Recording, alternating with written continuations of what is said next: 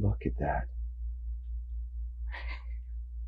That is amazing. Sheriff Dennis Lemma looks at a time capsule of photos and memorabilia brought to this meeting by Nancy Burke. Nancy's great-grandfather, Charles Hand, was the first sheriff of Seminole County. He was my mother's grandfather. He was Papa. I mean, she talked about Papa, right, and just that he was this larger than life kind of. A big man with a big personality to match, Hand and his brother ran a horse stable at 2nd and Park Avenue in Sanford. He served as a railroad conductor and a deputy sheriff. In 1912, Hand ran for sheriff of Orange County, which back then included the land that became Seminole County. But there was concern among the power brokers in southern Orange County about having a sheriff from the north.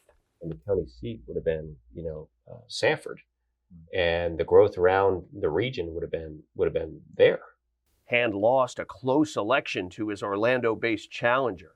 In the aftermath, residents to the north felt that they should have their own county. In April 1913, the legislature agreed. In July, Governor Park Trammell appointed Charles Hand as the sheriff of new Seminole County, population just under 10,000.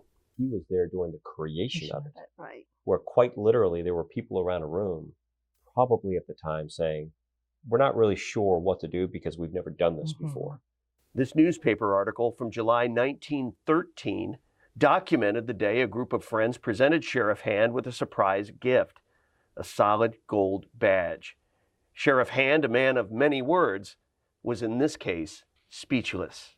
According to Nancy Burke, her mother passed away in 1997, believing that the badge had somehow been misplaced and lost forever.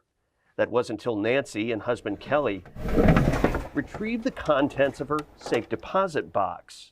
And I had gotten things out and was ready to leave, and the young lady there took the box and shook it. And the box came out and it had Papa's badge on it. Sheriff Hand's solid gold badge, still in pristine condition. Presented to CM Hand by his friends, July 15 of 1913. This is unbelievable. I am amazed with the condition it's in. I just think about him, pinning this badge on his uniform, going out there. And the very first badge in our agency's history. Just 2 days after Sheriff Hand received that gold badge, his brand new agency made its very first arrest, which was recorded here in this old logbook.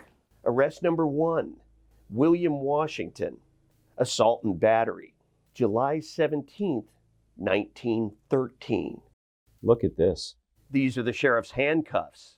And long before the days of sophisticated, less than lethal weapons, this small billy club known as a slapjack.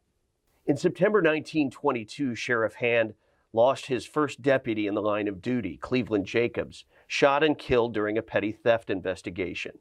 To deter vigilantes and ensure that justice was administered by the book, Hand ordered the suspect, an African-American drifter named Percy Bayless, held in another county.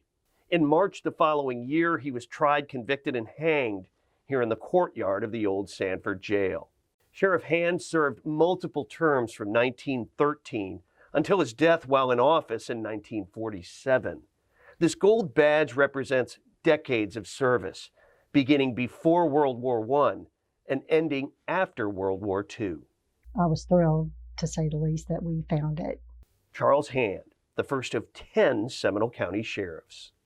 He passes on his legacy, and then each one of us who've served in this role kind of carry on a little bit of their life and their service. This is the man that really created the foundation for where we stand today.